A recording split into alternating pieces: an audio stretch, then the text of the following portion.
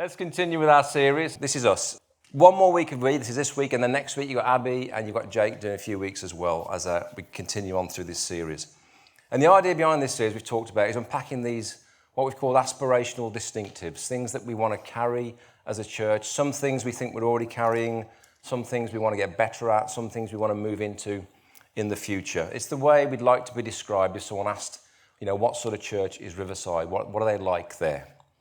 So far we've looked at a few of these. We've looked at our first week 1 and 2 in our relationship with God. We try to be intimate, expectant, inspired and led. In our relationship with ourselves, we believe we are loved, accepted and being transformed by God. And last week we looked at this one. In our relationship with others, we try to be honest, authentic and interdependent. We talked about this idea of this analogy of like clothes, putting off the old self and putting on the new, almost like changing our clothes and our mindset daily. And we talked about our desire to be interdependent rather than independent, how we want to express a need of each other as we want to grow together in Christ. And as always, if you missed any of the talks, you can catch them on YouTube. If you missed any, you can catch them there. Today I want to look at this one. In our sharing, we try to be relevant, real, and good for everyone. And so today I want to talk about how we carry and convey the good news of Jesus, how we carry and convey the good news of Jesus. Now, as soon as I begin to talk about sharing our faith, some of us are going to get that cringe factor straight away. We're going to experience that cringe factor because we've probably been exposed over the years some pretty awful ways that people have tried to tell us how we can share Jesus with our friends and family. And I found this great video that described some of them. Let's have a watch of this. I mean, whether we want to admit it or not, there are some truly bad, boo, boo, truly horrible. Hi, I'm a complete stranger who was standing over there and noticed that you weren't smiling over here. Did you know that Jesus will make you very, very happy? Here's a drug. Truly awful ways to tell people about Jesus. They make us look bad, and they make Jesus look worse. Excuse me? As a Christian, are you saying that talking about Jesus Christ of Nazareth can be a bad thing? Yes. Yes, I am. If you aren't representing him well, then talking about Jesus can be a very bad thing. See, what these people do is they get into their heads that because they're Christians, that makes them better than everyone else. Even though the whole point of Christianity is that you're so messed up that you just really need a savior. So these people proclaim the gospel in a way that demeans, villainizes, and insults anyone who doesn't agree with them. Did you know that you're going to H-E-double, I can't even say it, when you die? I bet you actually use that word because you're not a Christian and you cuss all the time. And then when they receive understandable negative feedback, they claim persecution. Have you ever lusted after a woman? Dude, please stop. You're being a jerk. He warned me you would do this to me. I'm being persecuted over here. That means I'm doing something right. So they literally can do no wrong because if their methods work, great. But if they don't work, that's because they're not supposed to work. So it's fine. So these people run around yelling hellfire and brimstone, trying to scare people into seeing the world their way and then acting indignant when this isn't received well. Okay guys, we're on the streets doing our Christian duties. Oh, here's somebody. Excuse me, sir. Are you a Christian? Yeah, I am. Say it loud and proud. Yeah, I'm a Christian. Okay, well, since you are, can you name 5 books of the Bible that are not the Gospels? I'm talking obscure ones. Sometimes I wonder if these people are reading the same stories about Jesus that I read. Because it seems like Jesus was more interested in getting to know people than he was in shaming them or winning a debate. I don't believe in God. I believe in the Big Bang Theory. Oh yeah? I believe in the Big Bang Theory too. My dad spoke, and bang! It happened! In fact, I'm pretty sure the times he did get a little upset, he was mad at the people who claimed they had all the answers. He was mad at the people who were trying to control others. So when he was asked, what's the greatest commandment, he didn't say, learn how to use Photoshop and create Facebook memes that defend me from the heathens. No, he said to love God and to love your neighbor as yourself. And I mean, we can debate what it means to love your neighbor, but I've got to believe it's not this. All right, Jesus, you ready for your check? Oh, I'm just paying with cash, thank you. But listen, while I have you here, I'm not actually gonna leave you a tip. I'm instead going to leave you this informational pamphlet with details about how to start a relationship with me. Saves me a little money and you your soul. Okay, bye. Yeah, So a little snapshot into some horrendous ways that people, try and share and convey Jesus to others. So let's talk about the elephant in the room when it comes to talking about Jesus. It's this: telling someone about Jesus in a non-cringy way is quite hard. There you are, we've said it. Okay, we need to own that. No matter what you've been told, no matter what method you've been encouraged to use, telling someone about Jesus in a non-cringy way is difficult because sharing your faith in a sensitive, respectful, contextualized way is really, really challenging. When the Apostle Paul wrote to the church in Corinth, he said, "We preach Christ crucified as a stumbling block to the Jews and foolishness to the Gentiles." The Jewish people could not believe that Jesus was their Messiah, their victorious Messiah who was to come. And the non-Jews who heard Paul thought he was just being absurd, thought he was being ridiculous. The word in the Greek there is silly. He was just being downright silly when he tried to tell them about this Christ crucified. In the book of Acts, you read that Paul gets a chance to share his faith with some really, really important people. He gets to come before King Agrippa, who was the great-grandson of Herod the Great, and he gets to come before Festus, who was the Roman governor of Judea, two really important, powerful people. And you can read in Acts 26 about this. And he tells of his amazing supernatural encounter with Jesus. He tells them all about his Damascus Road experience where Jesus appeared to him and commissions him. And he says, I've been told to go to the Gentiles and to open their eyes and turn them from darkness to light. Paul gets in all what he considers to be the important parts of his testimony, and he shares it passionately with these powerful leaders. And Festus just interrupts Paul and says, "You're out of your mind, Paul. Your great learning has driven you insane." And King Agrippa says, "Do you think in such a short time you can persuade me to be a Christian?" So two very strong knockbacks there from two powerful people. Paul's given it his best shot to tell them about Jesus, and one thinks he's mad and the other dismisses his motives, thinking he's just trying to convert him into being a Christian. Anyone ever been there when they've tried to share their faith? Just been either misunderstood, or people just thought you're downright silly or mad in terms of what you believe and what you're trying to convey. Paul did his best, and neither of these powerful men responded to his message. They weren't responsive in any way. And yet he still holds on to the hope and the belief that what he is carrying, what he has to share, is the most important thing that he has to offer. He says to them, "Short time or long, I pray to God that not only you, but all who are listening to me today may become what I am, except for these chains," because literally he was being held captive at the time. And what I like about what Paul says here, he's not trying to sell them something, an ideology. He's not trying to convince them of something. He's not trying to win an argument with them. His prayer is they experience what he's experienced. His prayer is they experience and they encounter the living God.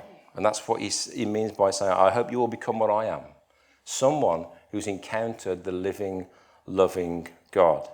And Paul's moved from someone who just knew about God as a Pharisee, as a religious scribe, to someone who knows God and is now in relationship with God. But Paul shows us from these writings that talking to people about Jesus can be and is often really, really tough. Trying to explain to someone you're in a living, active relationship with a man who lived 2,000 years ago, who was persecuted, who was crucified, who rose from the dead, all because he loves you. You're trying to convey that truth to someone. That can sound quite strange. It can sound quite, to use Paul's word, silly. It can sound foolish. So what do we do? Let's go back to our statement we put on the screen a second ago. In sharing our faith, we try to be relevant, real, and good for everyone. So I think the first thing we have to come to terms with, if we follow Jesus, sooner or later, people are going to ask questions. Sooner or later, if you follow Jesus, people are going to ask questions. They're going to say to you, "Why do you believe in God?" They're going to say to you, "Why do you go to church on a Sunday?" They're going to say to you, "Do you believe all the bits in the Bible?" They're going to ask questions. Sooner or later, if you follow Jesus, people are going to ask you questions. And you can't necessarily control the environment that the question comes in, but you can control your response. You can have thought about, what will I say if someone says to me, why do I go to church on a Sunday? Do I believe in God? You might have done a bit of homework and thought about how you want to respond. We said in our sharing that we try to be relevant, and that means applicable to someone's life here and now. So we're trying to share our faith in a way that's applicable to someone's life here and now, the situation, the challenges they're currently facing. And that means we have to do some work contextualizing Jesus into our modern day culture. We can't just share ancient history with people and expect them to think it's significant truth for them now. So what we try and do when we share relevantly, we take the stories and the teachings and the principles of Jesus, and we think about how can we convey them to someone in a modern context, in a way they might understand or receive. I was chatting to Jake last week about some of the songs that we sing on a Sunday, and we've sung 2 of them today, which is great, because we started singing this new song called Holy Forever. There it is. 1,000 generations falling down in worship to sing the song of ages to the Lamb.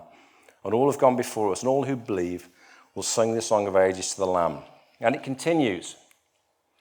If you've been forgiven, if you've been redeemed, sing the song forever to the Lamb. If you walk in freedom, if you bear his name, sing the song forever to the Lamb. Now, does anyone spot any potential relevancy issues with the song like this? Yeah, it's the Lamb. It's the Lamb, okay? And it's not just any lamb, it is the Lamb, okay? It is the Lamb. Now, you can't blame songwriters for using imagery from Scripture. If we read and get into our Bibles, we find that Jesus is portrayed as this kind of form of Passover lamb that was eaten by the Jews to remember their exodus from Egypt and God bringing them out of captivity into freedom. And you can read all about the lamb in the book of Revelation. And that's a lot of Bible stuff you need to do to really understand why the lamb is present there. Now, we can't fit all that at the bottom of our screens when we sing this song, can we? The lamb is here because he represents the ceremony, Passover lamb, eaten by the Jews. So if someone comes into church and we are singing these songs, they've never had any exposure to Christianity or to the Bible, they might have a belief that we tend to sing to livestock on a Sunday. Now, so if I'm sharing Jesus with someone, I don't tend to lead with the lamb, because trying to explain the lamb to people is quite complicated, okay? It's quite complicated. But if you've been around church a long time, and let's be honest, this is a fantastic song that we love to sing on a Sunday. It's got powerful imagery and powerful musicality. And if you've been around church a long time, you won't even notice the lamb references. You're going to sing the song forever to the Lamb, and you don't even notice that you're using the word lamb, because for you, lamb and God have become synonymous. You're singing to God, and that lamb is just taking that space as you sing. It's symbolically representing Jesus. But for someone who's got no context for that, or no understanding of that, then it's a relevancy question for them. You know, why are you singing to the lamb? You know, help me understand that. And we've done the other one this morning, which, so if you've really made my life easy this morning. Blessed assurance, Jesus is mine. He's been my fourth man in the fire, time after time. Okay, first 2 lines, quite straightforward. Third one, not so much. Anyone got any ideas? Yeah, a few of you. Shadrach, Meshach, and Abednego, which are 3 great names. So in the Old Testament, the book of Daniel, you can read about the Babylonians, coming and besieging Jerusalem. They were a massive nation compared to the Israelites, and so they basically came and just took over Jerusalem, took a load of people captive back to Babylonia, changed their names to assimilate them into their culture. So they changed the names of Shadrach, Meshach, and Abednego to assimilate them. Nebuchadnezzar, massive ego issue, builds a huge statue of gold and says, anyone who doesn't worship the statue will be thrown into my massive fiery furnace. Well, guess what? Shadrach, Meshach, and Abednego don't want to worship the statue because they worship God, so they get thrown into the fiery furnace. And when they do, something miraculous happens. They don't burn up. And Nebuchadnezzar looks into the fire and says, "Look, I see 4 men walking around in the fire, unbound and unharmed, and the 4th looks like the son of the gods." And so he calls them out the furnace. They're completely unharmed. They don't even smell of smoke. This is a great way to share your faith. You want to do this? Huge impact on Nebuchadnezzar. He says, "Don't worship me anymore. Don't worship my big gold statue. Worship the God of these guys, because this God really does stuff. You know, he makes you fireproof and all that sort of stuff, and he's with you in the fire." So, fantastic story, fantastic imagery. But if you don't know any Bible and you sing this line, you think, "I'm not sure who the 4th man is in my fire because I don't know." And obviously, where the guy who wrote this song was saying, you know, God is with you in the hardest of circumstances, in the most trying time. God is right there with you. Again, great imagery, great way to sing, but a potential relevancy issue for someone who's got no idea about kind of Old Testament kind of stories. So if we're going to be relevant in our sharing, does it mean we have to go through all our worship songs and take out all the unclear bits? Or does it mean we've all got to become Bible scholars so we can basically explain to everybody all the unclear bits that might pop up? I don't think it means either of these things. I think all we just need to do is be mindful that the things that are super familiar with you might not be super familiar with somebody else, somebody who hasn't got much of a context. When I prepare my sermons, the top of my page is always written, "Don't assume anything." Don't assume anything. So don't assume if I say, "Oh, we've all heard of John 3:16 and da-da-da." Well, some of you might not have heard of John 3:16. Don't assume everybody in the room is at the same place in their Christian walk, their Christian story.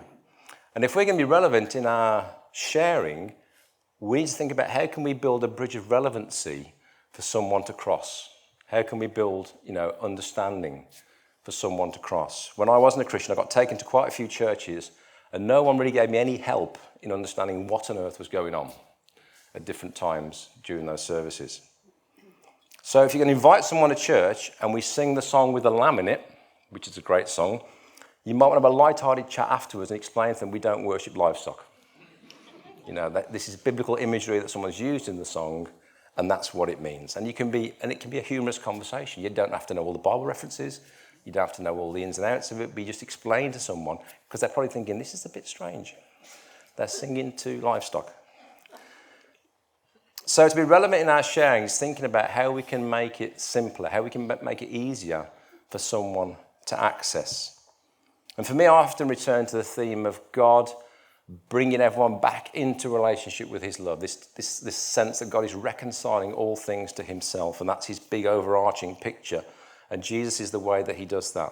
Jesus is the way that he restores people into relationship with himself. But I'm also aware that any conversation about the cross is always going to be tricky. It's always going to be tricky trying to explain the cross to someone. We can't just pass the cross off and what happened on the cross as something simple and obvious, because it just isn't. It just isn't simple and it isn't obvious. And just because it's become familiar to us doesn't mean people will automatically get it or understand it. If I talk about the cross, I tend to lead with actually it's quite a strange thing that we don't fully understand. And even the Bible says it's a bit of a mystery, Christ and the cross. It's not simple, it's not straightforward. We don't have to downplay it, but we don't have to pretend that we know it inside out. It's very simple to understand. And I say this to put people at their ease, because if they know you don't fully get it, then there's no pressure on them to fully get it either. And that's where things like these silly little tracts and that, they don't really work, because they try and simplify the mystery of God down to a few pages. And we should never do that. I think we should always say it's a mystery, and we're involved in this mystery and this trying to get better at knowing who God is and what God does for us. Do you remember these things that were very popular, these 3D stereograms? Yeah? Anyone want to go at that one? It might be a bit far away for you to see, but if you kind of go all goggle-eyed, a picture may emerge as you defocus your eyes. That was the idea behind it. I was hopeless at these, absolutely hopeless. Found them so frustrating. Some people can just see it just like that. But it might be a bit too far away from you because you're probably supposed to hold them a few inches from your nose. Anybody? What can someone see? A football match. Okay. I'm not sure you're looking at the same picture, but in there, if you did manage to defocus your eyes, you would see eventually. And I managed to actually see this one on my laptop. I was determined, so I spent about 5 minutes going goggle-eyed, and eventually the elephant and then gradually the two big cats underneath popped out as well, present in the picture. The funny thing about these pictures is once you see the thing hidden in them, that is the thing you can't unsee. It's almost like your eyes lock on that thing and you can't see the pattern anymore. You just see the 3D image that's there. Now, you might be, as I say, someone who finds stereograms really easy. You might just be able to blast through a book of them and see everything really quickly. But for others, it doesn't matter how goggle-eyed they go, how cross-eyed they go, they just can't see the picture. And sometimes it's like that with Jesus.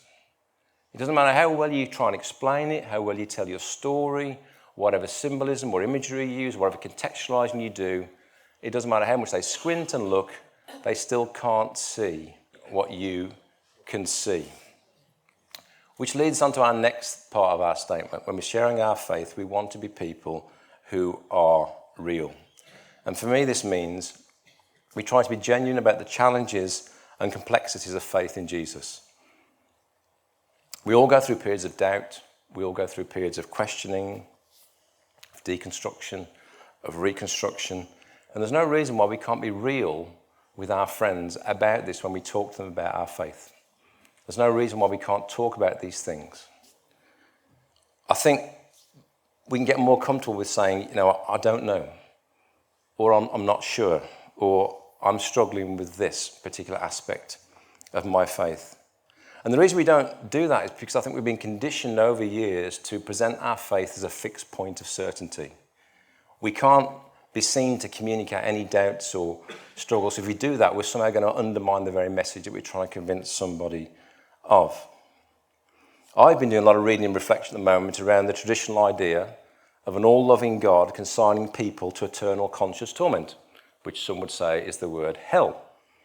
And I'm personally developing some deepening convictions that God's ultimate story is more about restoration than retribution. Have I got this all figured out? Well, no, I haven't. Does it mean that I think Jesus and the cross is any less important? No, it doesn't. Does wrestling with these complexities help me in the challenges of my faith? I think, yes, it does. But my questions, reflections, convictions, they don't change the nature of God. They don't change who God is, but they help me in my journey. They help me in my faith. I think God is big enough to handle all our questions, big enough to handle all our doubts and our uncertainties. We've then got to read the accounts of the disciples to see just how much they moved in their understanding of Jesus as they followed him, as they trusted him. They were all over the road in terms of their beliefs, but they trusted him and they kept on following him. And I think if I can share some of my struggles and some of my questions, some of my reimaginings with people when I share my faith, I think it makes my faith more real. It makes my faith more dynamic. I'm not just presenting to someone kind of a fixed iteration of who God is. And I think one of the mistakes we can also make as modern-day Christians is we think all the work has been done by our predecessors. All the Christians who've gone before have done all the hard work, all the figuring out. They've got it all down. And as a modern Christian, we get presented with kind of a baked cake of who God is. Every doubt's been quashed. Every possible question has been answered. Every facet of God's character has been explored and post-mortem dissected and labelled in the past 2,000 years. So as a modern Christian, all I have to do is receive the baked cake of theology that's presented to me, and that's God's set. But I want to draw your attention to a couple of passages in John's Gospel. The first is Jesus speaking to his disciples just before he was arrested and crucified.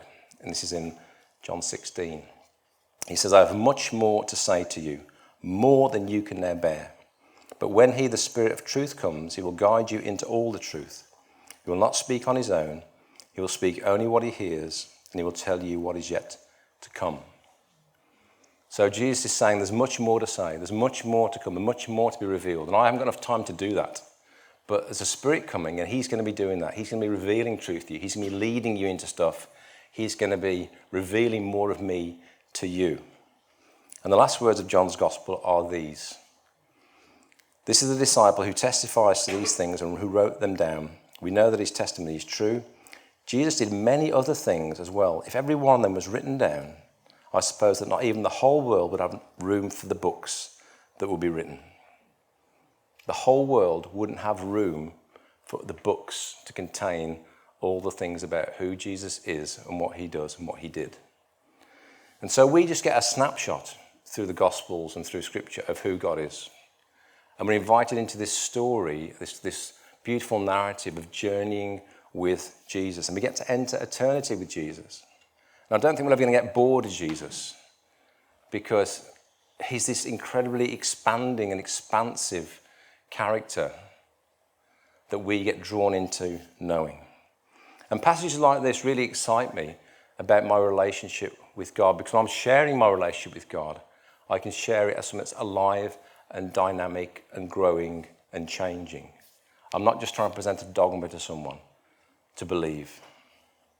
Much more to discover, much more to experience, much more to learn. And Jesus has so much more to say to us about who he is and what he wants to do.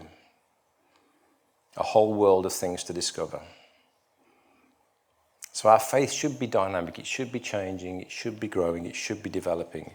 And that's what we can share with people.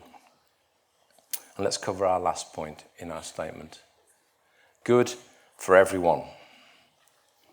When Keely and I moved down to Whitstable in November 2015, we began praying and asking God, what was his ongoing vision for Riverside? What was God doing here? What was his blueprint? And he led us to Acts 10. And in Acts 10, you find this passage. It says, God anointed Jesus of Nazareth with the Holy Spirit and power, and he went around doing good. And that really spoke to us. It really kind of landed in our hearts that God was developing and growing a church that would be a positive experience for everyone. No matter how they encountered the church, what they came for, what their interaction was, that experienced God's love and goodness by interacting with Riverside. And the church would be an expression of God's goodness into the community. And when Keely and I talked to Chris Izzard, who was the outgoing pastor, about this, he remembered the original documentation of when the church was started, many, many years ago, back in the 20s. There was a commitment to be a church that had goodness at its heart. It was right there in the foundations of the church. So we shared this vision of being good for everyone back in January 2016.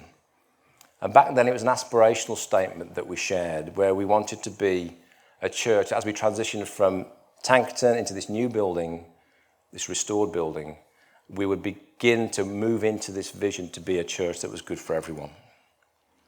The problem with aligning yourself with a vision like this, it's challenging. What if we mess up? What if we fall short? What if we're actually not good for everyone? What if we do things that hurt people? What if you upset somebody? When I spoke in the old church building on January the 24th, Sunday, January 24th, 2016, I said this. I said, I would love to think that our vision for Riverside Church is to be trained in the goodness of God, that our reputation in this area grew to be one of goodness to people, whatever their situation or circumstance. Our vision for Riverside to be trained in the goodness of God. And here we are 9 years later. 9 years later.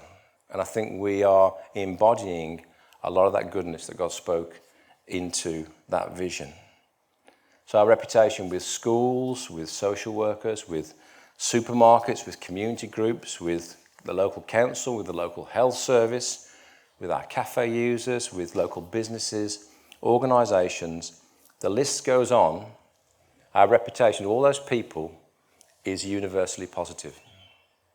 It's universally positive because they see Riverside as a good thing. Just a few days ago, Sean met with Tesco, and here's a quick picture, meeting with Sam, the community champion, all wrapped up our Christmas project. And she said, really pleased to be working with you again this year. You make a real difference to so many families at Christmas. When it comes to sharing about our faith, when it comes to sharing why we believe in Jesus and why we follow him, we have a secret weapon. And we can point to Riverside. We can point to things like All Wrapped Up. We can point to things like Grow Baby. We can point to people's changed lives and stories, and we can say, that's what God's goodness looks like. That's what God's goodness looks like when it's enacted by a community, when it's carried by a community. That's what it looks like to have God's loving and caring presence in our lives. In Psalm 119:68, to God, he says, you are good and the source of good. Train me in your goodness. So we recognize that God is the source of all goodness. And we want to be connected to that source. And we want to be continually trained by God's goodness to be this kind of way of dispensing his goodness into the community. And I believe over the past 9 years that God has been training us in his goodness. He's been training us, month in, month out, and we've been partnering with him and journeying with him and expressing his goodness into our communities. Are we good for everyone? Well, probably not yet. But I think we're a long way down that road. We're a long way down that road in terms of that vision that was kind of given to us back 9 years ago. Can you be a community that brings goodness to everyone it connects with? God has been training us in his goodness, and he wants to continue to train us. And obviously, the baptism service in a few weeks' time, we'll just hear more about people's lives being changed as they've encountered God's goodness through the church. So we think about sharing our faith. It's always going to feel a little bit cringy. It's always going to feel a little bit awkward. We're never going to get past that. But I think what we shouldn't do is try and look for a formula or a technique or a method that's somehow going to make it easier. I think what we should do is be a people who can be relevant, we can be real, and we can try and be positive when we share about our faith. We can talk about it in ways that people can understand. We can tell them about our wrestlings. We can tell them about our struggles. We can say, yes, I don't understand that either, but somehow, it's there. We don't have to pretend to have all the answers. The cross is always going to be a stumbling block to people. It's always going to be something that makes people go, oh, sorry? If they don't do that, they haven't heard you. They haven't understood you. But we can point to tangible things that we see around us and say, that's what God's goodness looks like when it's enacted. That's what God looks like when his love abounds.